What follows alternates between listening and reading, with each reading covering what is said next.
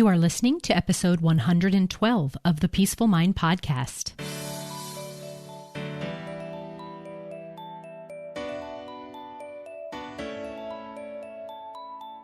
Welcome to the Peaceful Mind Podcast, a place for creating the peace of mind you need to be the best mom you were created by God to be.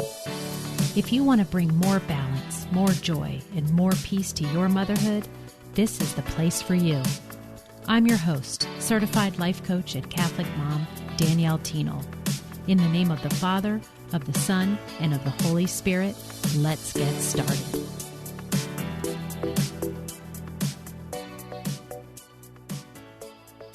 Ooh, have I got a special episode for you today.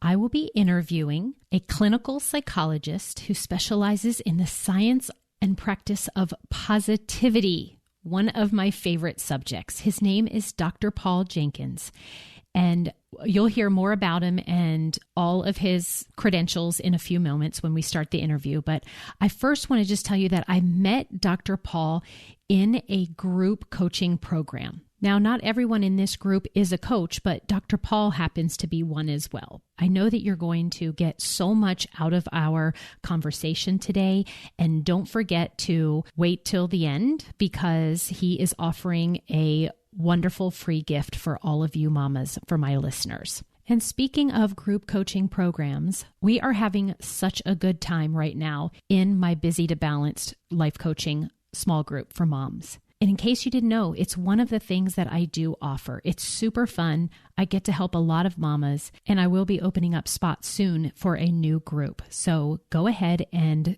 check out the show notes where you can get your name on the wait list so I know your interest. And as soon as the details become more concrete, I'll be getting them out to all of you.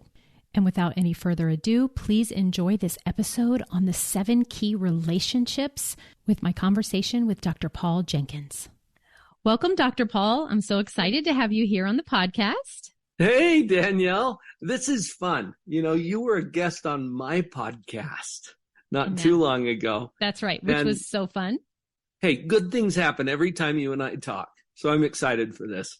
Yes. And I definitely, after we had that conversation and what we've talked about since we became friends is totally shouting that my listeners need to hear from you. So I'm so excited today to talk to you because, so first of all, I'm going to have you introduce yourself. Tell us a little bit about your credentials and then also your family life, right? Well, you might be referring to some news I shared with you before we turned the mic on today. Exactly. I have a brand new grandson. As of last night, when we're recording this. Yes. It was last night I got a message from my son that he was born and he is healthy and strong and mom is doing well. And that just warms my heart. I have such a soft space in my heart for my little grands. And I've got 6 now. And I'm not there yet, but I know you've talked about becoming an empty nester and things like that. So, but I've had a little taste of it recently with my girls going off to college. But yes, congratulations, a new life. It's so special. What a blessing. Well, I tell you, life comes at you fast and babies don't keep. So that drives a lot of what I do, actually. You asked me to introduce myself. I'm a psychologist. I've been a professional psychologist now for 3 decades. And the first half of my career was in traditional psychotherapy. I worked primarily with kids, children, adolescents, and obviously their parents and families. And I learned so much from that. Part of what I did, though, Danielle, was yuck work. Have I told you this before? No, tell me more. Oh, I spent about 13 years as a child custody evaluator for the court. That's yuck work. These are bitter, angry, divorcing people, can't figure out how to share their kids. And I get thrust into the middle of that. I'm grateful that I don't do that work anymore, but I sure learned a lot. And I'm sharing that now in the coaching practice that I have currently. So I transitioned from the traditional psychotherapy over to positive psychology, life and family coaching. That's all I do now. And that's exactly when we were first introduced to each other, why that perked up my ears and why I'm like, to hear you talk about how it used to be more of a messy sort of situation.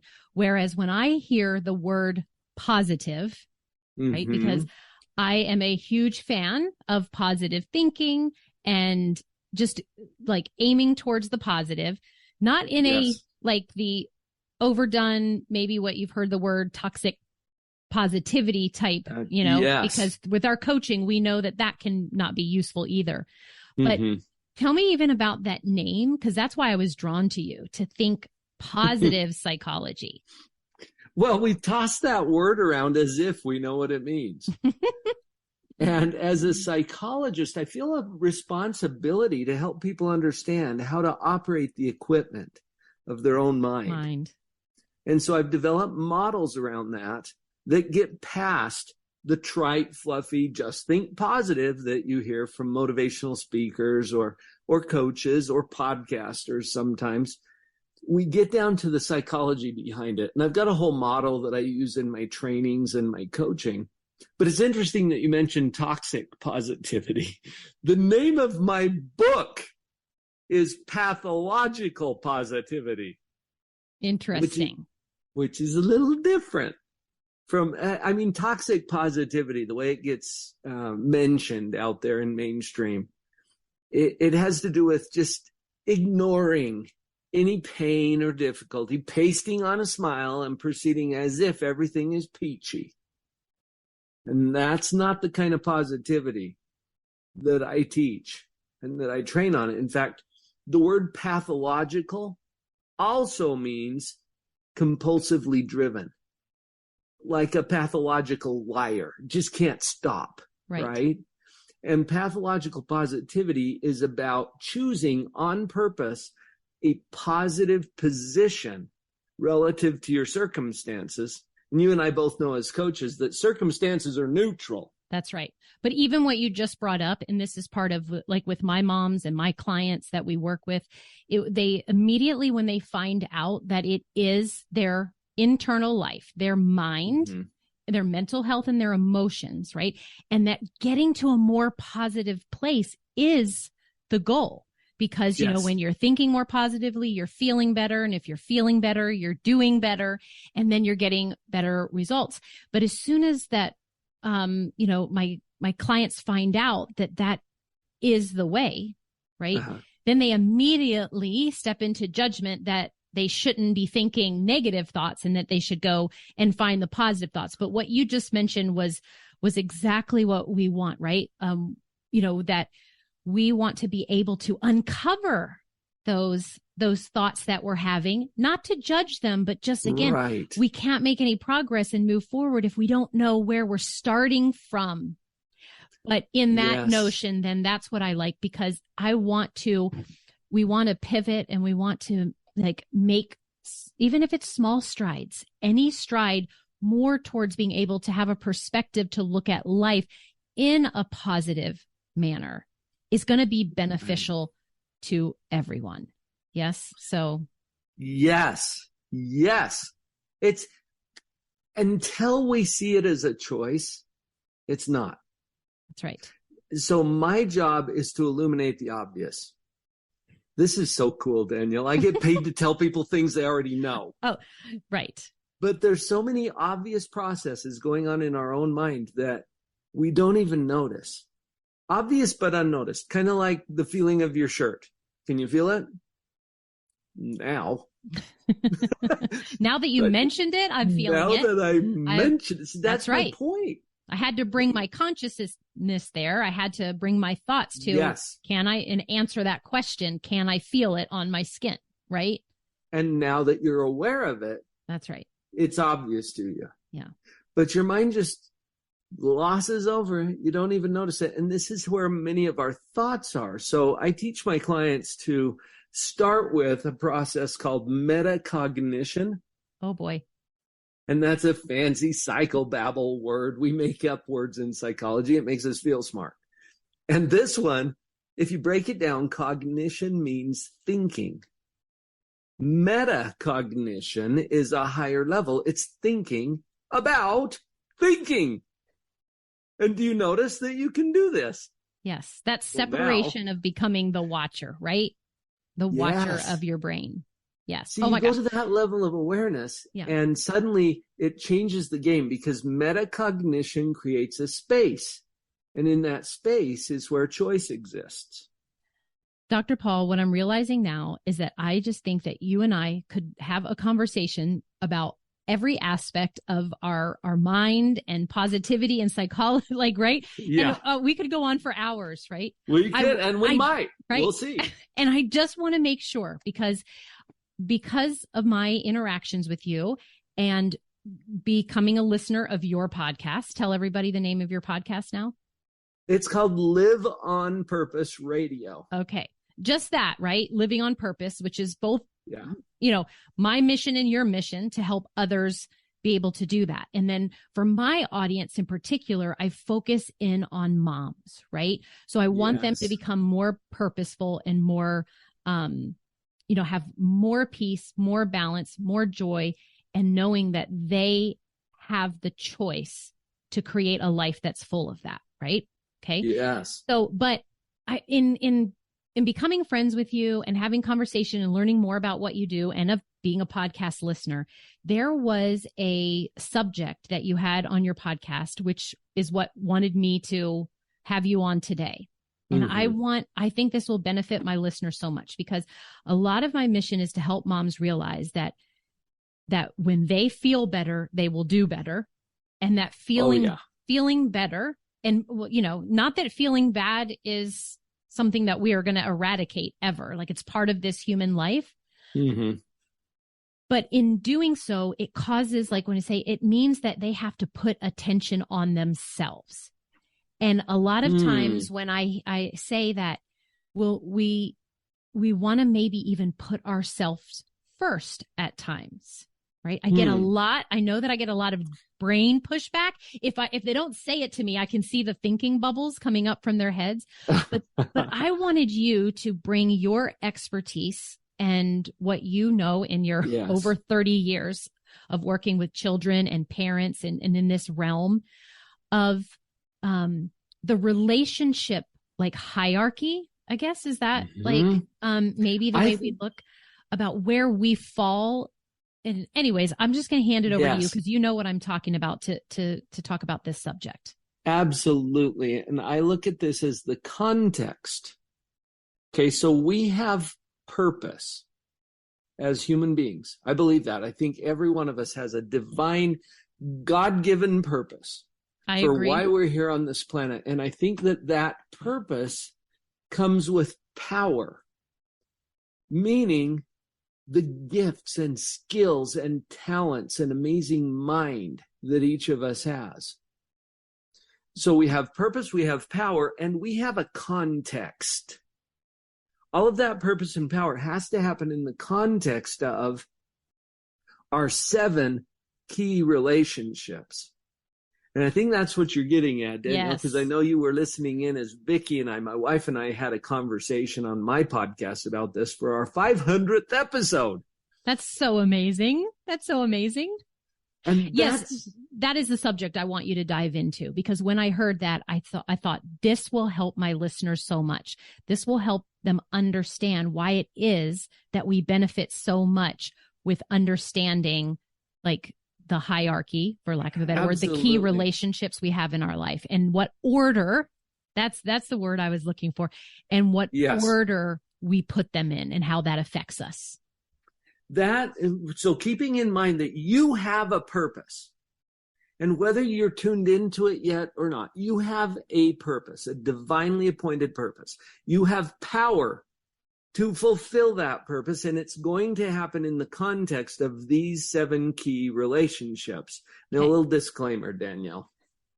Tell us. This is just my opinion. We're holding them all like on a little bit of a limb here. We haven't. We're not revealing yet.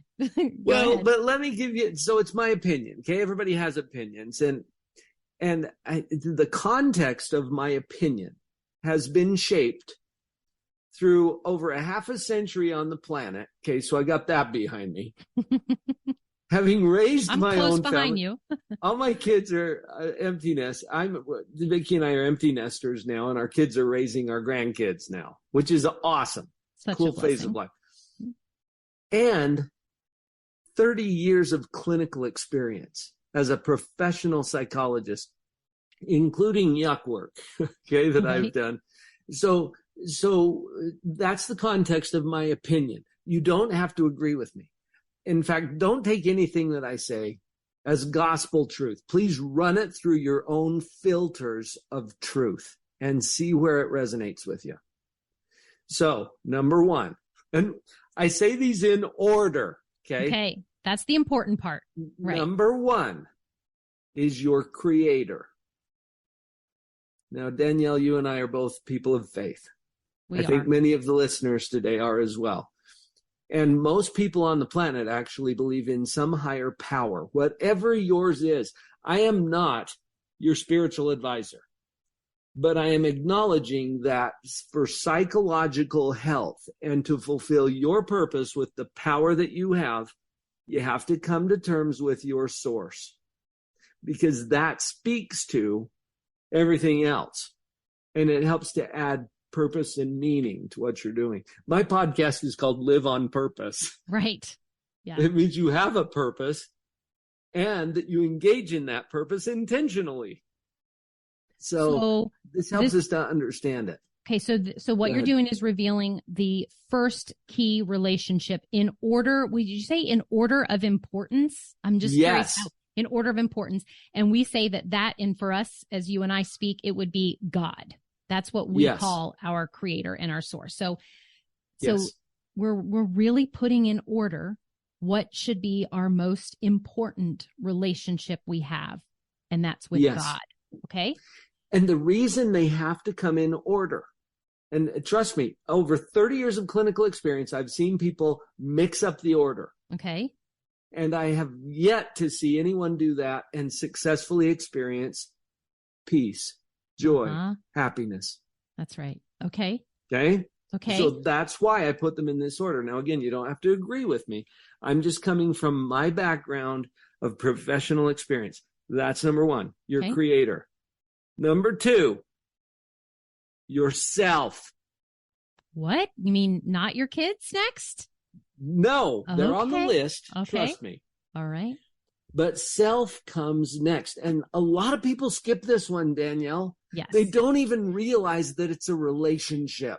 Right. When I bring up the kids, I do it jokingly because what I know is that this is what a lot of people out there will do, is put their role as a mom or their family ahead of themselves. Yes. But I'm in complete agreement, and what I teach in my program, in with my coaching clients, whether it's in the group or whether it's one-on-one, is knowing that it's yourself that we're focusing on, the relationship you have with yourself, because, we're believing that if we focus on our kids and made them happy, and our spouses, then we would achieve our goals. And it's actually the opposite, that we want to concentrate on ourselves. Okay. So go ahead. And I have to tell you, yourself. The psychological research and the literature on this supports that 100%, because we've always known that there's a correlation between how you're doing personally and everything that we measure in terms of success, like how your family's doing, how your marriage is doing, how your finances are doing. But we got it backwards. We used to think, therefore, if all those things are going well, then I'm going to be good with me. Right. No, but you want to get good with you around. First. Yes. What causes what? Okay. And just go here with me for a minute, because when you get on an airplane and you're going somewhere exotic, like Nashville, Tennessee, or wherever, I'm going to push a little bit more exotic than that. But anyways, I'm on board. Last time I traveled to Nashville, my two friends who lived there were gone somewhere. So anyway, I was sorry to miss you. But let's say you're going somewhere even more exotic than Nashville, Tennessee, or wherever. Okay. Yeah. You get on the plane and you're taxiing out, and the flight attendants stand up in the aisles or call your attention to the video monitor because they've got a safety routine to go through. You know the one? I know exactly what you're referring to. Yes. You're supposed to follow along in your little laminated card. Who actually does that? Ooh, confession here. But they go through, and just in case you've been in a coma for 50 years, they tell you how to fasten a seatbelt and release it, right? The very basic stuff. But they always come to this part. If we lose cabin pressure, oxygen masks will fall from the ceiling. Very attractive little yellow cups. You fasten them on with a rubber band. And they remind us, if you are traveling with children or someone who needs assistance, put your own mask on first. And then help the person that you're traveling with. Why? Yeah. Because natural. Right. We need oxygen to live, right? But we need it to move. You can't help anyone else if you yourself don't have the oxygen first. Yes. Thank you. If you're out cold in the aisle, you're just in the way. You're part of the problem. And you're not helping your child. Put your own mask on first. My son is a pilot, Danielle, and he flies planes. And he shared with me, I didn't even know this, above a certain altitude, at least one of the pilots has to put on an oxygen mask. Yeah. And I didn't know this about you, but one of my daughters, she flies planes too. Yeah. So we get it. We understand it. Listen, Dr. Paul, but what are you, because I know, again, I run into this, moms who they will say, like, I don't have time, or like to fit in, like, again, oh my gosh, their definition of self-care, or, it sounds nice, but I don't have the money for that. Or, or they don't even know what would it look like to put myself first without having all of this story in the mind and their thoughts and the patterns that they've had all these years, that is selfish, or that you shouldn't. There's a lot of head trash that gets in the way. Hire a coach. That's right. It's the best kind of self-care. There were good coaches out there somewhere. Now, let's go, forget about air transportation for a minute. Let's go to ground transportation. You're in your car. You got the minivan loaded up. You're heading somewhere that's really important. And you look at the gas gauge and it's almost on empty. It's just bumping up against empty. But you think, I don't have time to stop for gas. I don't have the money. I'm just going to keep moving forward. And hope that I'll get there. Yeah, you won't. Or wait to feel better once I arrive. That's where we get caught up too, right? Maybe my tank will be full then. Mm-hmm. You got to stop and fill the tank, people. Now, here's the thing about self-care. In fact, Jamalyn Steffen. She's got this I love her. Lovely podcast about want it. I think that's so cool. And I was a guest on her show, but I heard one of her episodes. She was talking about self-care and how we get it wrong. See, we think that self-care is pampering ourselves, spoiling ourselves a little bit, doing something, an activity that we want to do. Self-care, let me be very clear. Which I'm all for that too, by the way. I'm all for that too. However, yes, it's a portion of what you get to do, but that does not equate to self-care. That's just something that you can do along those lines. Self-care is about how you treat yourself, how you talk to yourself. If I talk to you the way you talk to you, would we be friends? Right. Exactly. I know what you're getting at. I have a podcast episode similar that's called Bully Brain, or Bully versus Best Friend. And that's just trying to give you more awareness, is how are you talking to yourself? Because the bully one is not self-care. Drawing on what your best friend would tell you is self-care. Hey, if you think the way you're talking to yourself is self-care, just try doing that with your BFF.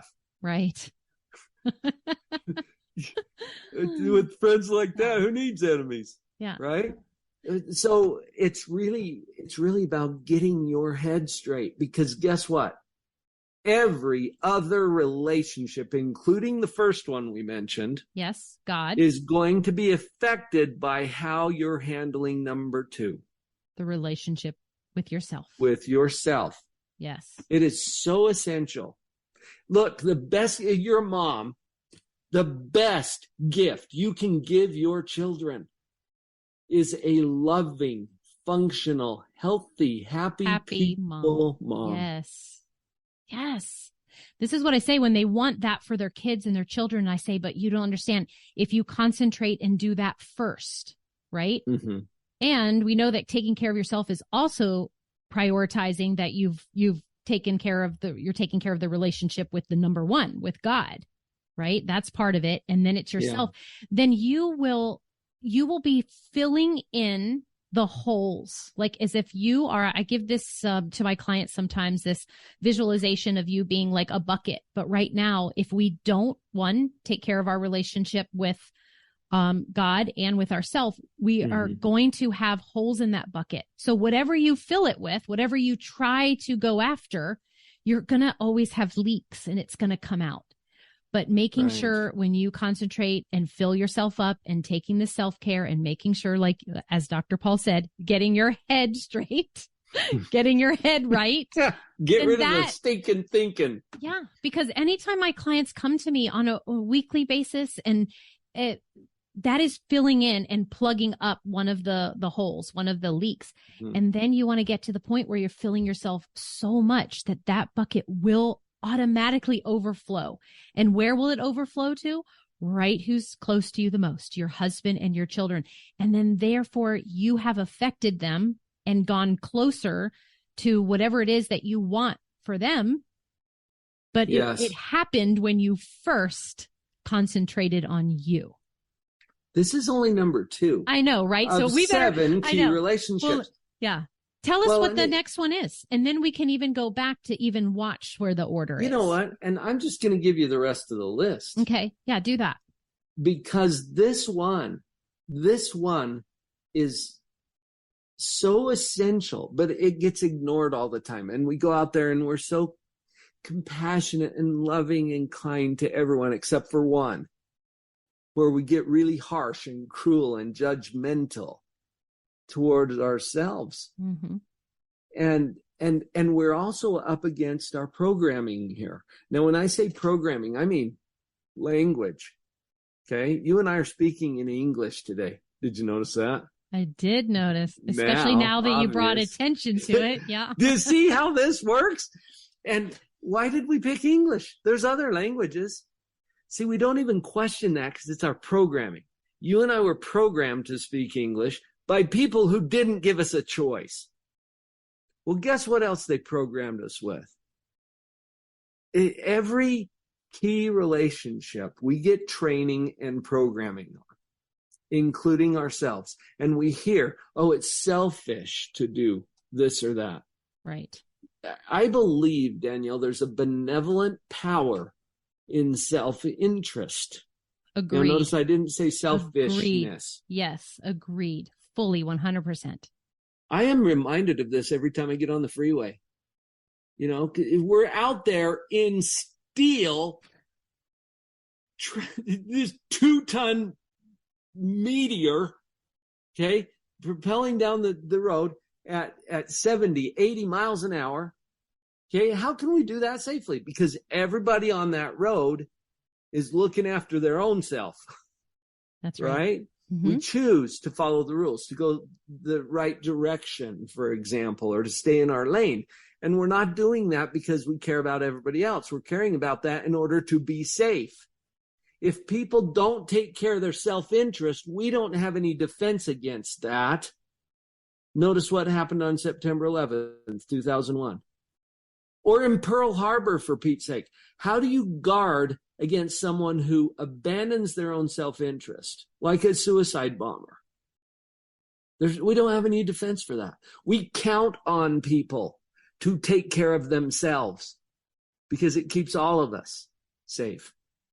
And I also, I'm sorry, finish. Well, I just want to emphasize that because the benevolent power of self-interest. Look, for you to take care of yourself benefits you.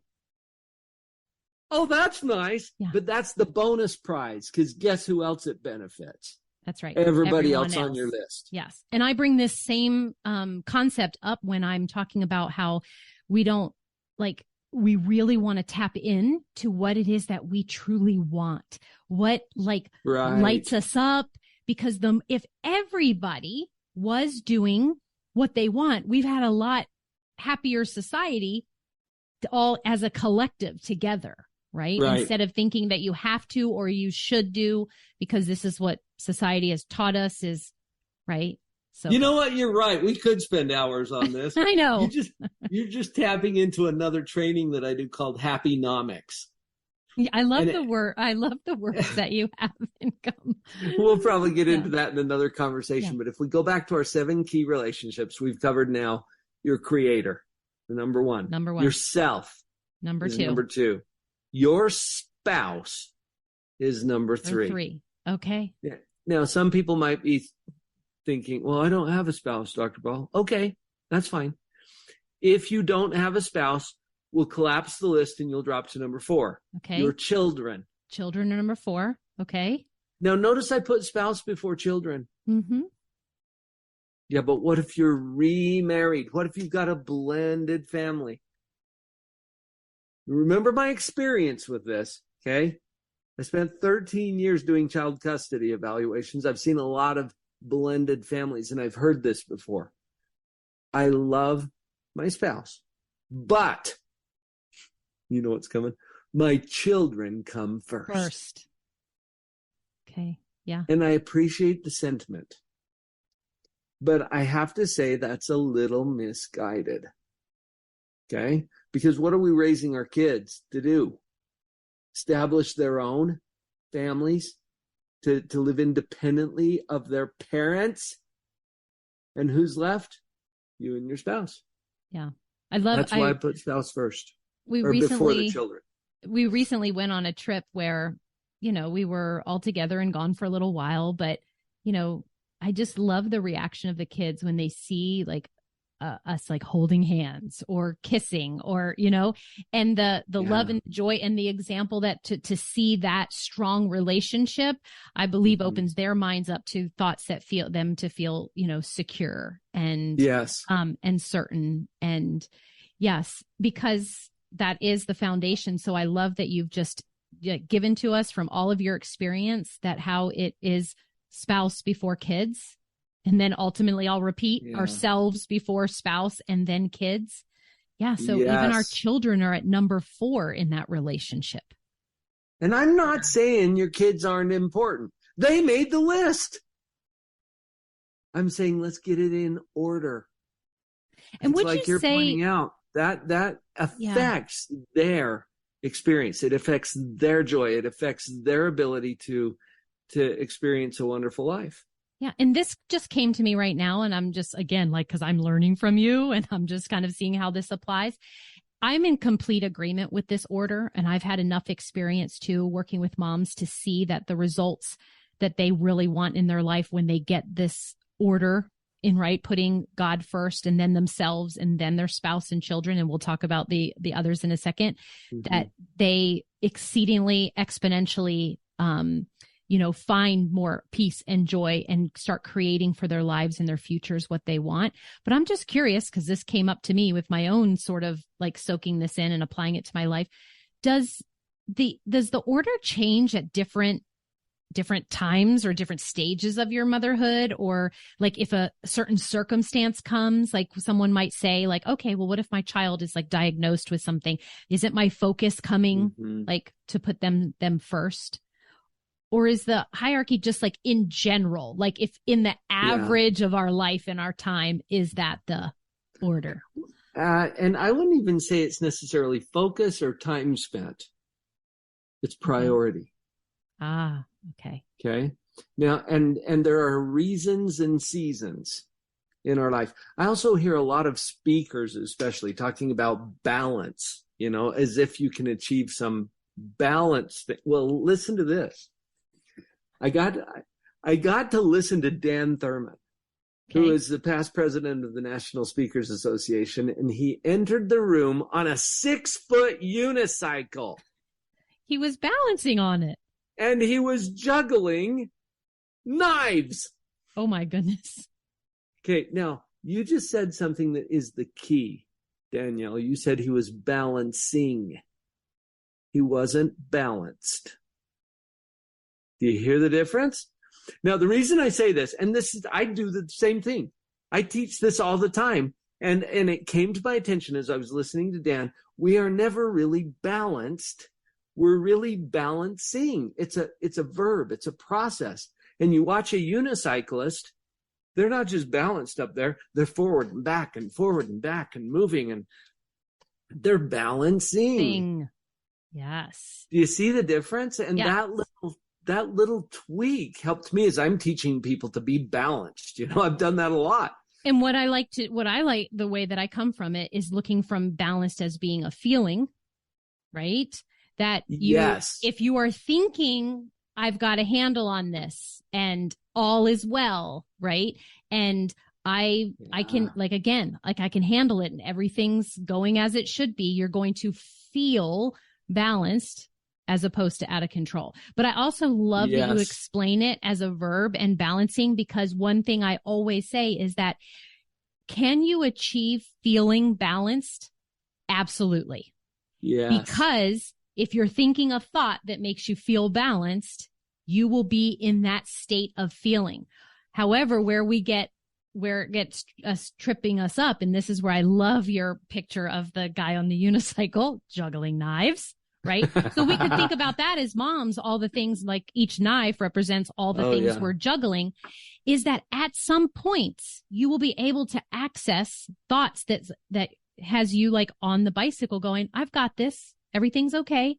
It's all moving in motion and smooth. But the idea that it's always going to stay in that state, that is where we get tripped up. We will be out of balance a lot of the time. In fact, you know what? To get anywhere, you have to go off balance. That's right. Because when you do, it shows you what's not working well so that you can focus and get right back on the path. Well, Dan represented this as he's up there juggling these knives on this unicycle. He says, if you want to go anywhere, and then he leaned forward. He was off balance. And then his feet started scrambling to keep up with him, and he actually was able to move that unicycle forward. When you think about your role as a mom, for example, do you have to go off balance sometimes to move things forward with your kids who need more attention right now than your husband does? Yeah, absolutely. And it's not that your husband doesn't need any attention, but sometimes you go off balance here to move forward, and then you are constantly in this act of balancing, or to feel that balance. I also love the word that you've picked for your podcast, peaceful. That's right. You get to feel peaceful. Even at times when you're intentionally going off balance to take care of the different demands in these 7 key relationships. Okay. Let's get back to those and see what comes after, because now I'm curious. Because you got to get the last 3, right? I knew God. I knew that myself is next, and then husband and kids. And then I sort of kind of tell me the rest. Number 5 is your extended family. Okay. You know how family just is a little different to you than everybody else. And so this includes siblings or uncles and aunts or cousins or even your own parents. All right. They're all important. They're not as important as your core family, your spouse and your kids, but they made the list. Okay. And we treat our family a little differently than we treat everybody else, which comes in at number 6. Other people. Outside of your family. And extended family. Okay. Now, interestingly, Danielle, when we talk about happy-nomics, this is the level where economics kicks in, because as long as you're creating value for the first 5, there's no economic exchange. Interesting. Yes, I see that now. God doesn't send you a bill, and you don't charge your husband for a hug. Okay? We exchange value freely, and that's a whole different, we can talk about the 2 tracks of love, but that's a whole different conversation. But so when we get to other people, these are people in your neighborhood, these are people in your church or synagogue, these are people at the club or down at the kids' school or in the group or in the community or starving children in Africa. Okay, they all make the list. They're important, but not as important as your family is to you. Okay, so we're putting it in priority still. And as you create value for those people, there's also a possibility of economic exchange. We've got your customers and your clients. That all comes in at level 6. And then finally, number 7, your relationship with things. Things. Including property and money. And we call this level stewardship. Things are not as important as people, but we have a relationship with things, and how we handle that matters, especially if we can use things to bless people. And that's where it gets a lot of fun. I love it. I love this perspective that you've shared. I love the beautifully synchronized order of it and your expertise, reasoning behind it. It's fascinating. And if we can move about, the whole point that I wanted you to share this with my audience is, if we can then move forward in our lives, now that you know these, this is what I love. When you listen to these podcasts and you come to these new kind of concepts and tools and knowledge to add to your life, it's like, it's really hard to unlearn it. It's really hard to see things differently. Yeah. Like now when I do go on an airplane and they do that talk, I can't help but think about the oxygen, relationship number 2. That's right. And so I love that we've offered this, that we can move forward, just kind of evaluating, did you have your life in this order right now? So I'm going to just repeat it again, right? So first one is God. Second one is yourself. Third is your spouse. Fourth are your children. Fifth is your extended family. Yes. Okay. Sixth is your community, or just other people outside of your extended family and extended family. And then 7 with things, right? And would you even say that that's even like money and like time? Like, I love how you said stewardship. And so if those listeners today, kind of take that and evaluate if you had it in that order, or that if you want to choose to reprioritize it, and what that might mean and how that might impact your life in a positive way. Yes. Remember too, Daniel, we talked about this, we touched on it at least. This is not about how am I spending my time today? Although your priorities should drive that. There will be times when you go off balance in order to move forward with one or more of these relationships. And if you're spending all your time today in your business, that's relationships 6 and 7.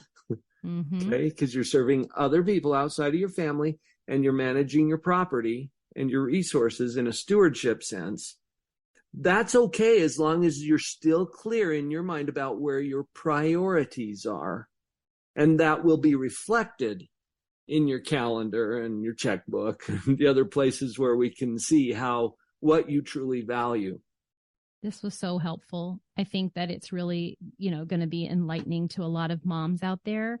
And I just wanted to know, do you have, if you're thinking about those listeners of mine, the clients who are, overwhelmed moms who are juggling a lot, who are not seeing that, that they're making any forward movement with their goals, or that they really are just feel stuck. What would you just, out of these 7 key relationships, just kind of want to, like, I don't put you on the spot to give them just some pearl wisdom, maybe a question to consider, or just some I will give you one-liner. 9. Okay. I'll give you 9, Daniel. Well, here's what it's based on. Okay. When I say 9, there are 9 principles that I've identified through years of clinical experience and some of the research in this area and other profound writings, including sacred writings. There are 9 principles that are guaranteed to save and enrich your 7 key relationships. These span across all 7 relationships. There's 9 principles. Now, when I say principles, I mean natural laws. Okay, like gravity. You never get up in the morning and think, oh, I wonder if gravity's on. It tends to be. And we don't have to leave it up to luck or chance or magic. Pick whichever of your 7 key relationships you are leaning into right now. Which one are you focusing on to improve? And it might be with yourself. It might be with your spouse. Whatever it is, you can go to this toolbox. These are 9 principles, and I'll just give them to you for free. There's a PDF you can get. Just go to Dr. Paul Jenkins. That's Dr. Paul Jenkins, JENKINS.com, and then do a little / peaceful mind, because that's this podcast. That's right. Okay. drpauljenkins.com / peaceful mind. I'll give you a PDF printout of those 9 principles, and then you can use those to get to work on any of those key relationships. You'll see when you go there, it's 7 principles that are guaranteed to save your marriage. But your marriage is only one of those 7 key relationships. Just keep in mind when you see that, it's for all 7. It'll apply to all 7 that we talked about today. That is so generous of you, Dr. Paul. And it was so generous to give your time to come on the podcast today. I've loved having you. I want to say you're my first male interview host on the Peaceful Mindcast in over 100 episodes. So that's fun. I'm so honored to be here. And I love conversations with you, Danielle. Yes. It always just lifts me. Yeah. Well, you've lifted me. I adore you. I am really grateful for our friendship. And again, for the PDF that you're giving my listeners. And just thanks so much for coming on today. Oh, you're welcome. Thank you for the opportunity. And folks, there are principles that will allow you to move forward no matter what. Keep listening to Danielle. She's got it. All right. Thanks so much. We'll talk to you soon. Thank you for tuning in to today's episode of the Peaceful Mind Podcast. Are you ready to take everything I teach you here and put it to work for your own life? To really learn how to have peace of mind no matter what is happening around you? If so, I'd love to have you as a client. As your coach, this is where you'll get personal and focused time on your own mind using life coaching tools, concepts, and proven life-transforming wisdom, all through a faith-filled lens. To learn more about how we can work together, come on over to danielleteenel.com. There, you'll see how to sign up for a free coaching consult and learn how to get started. Until next time, peace be with you always.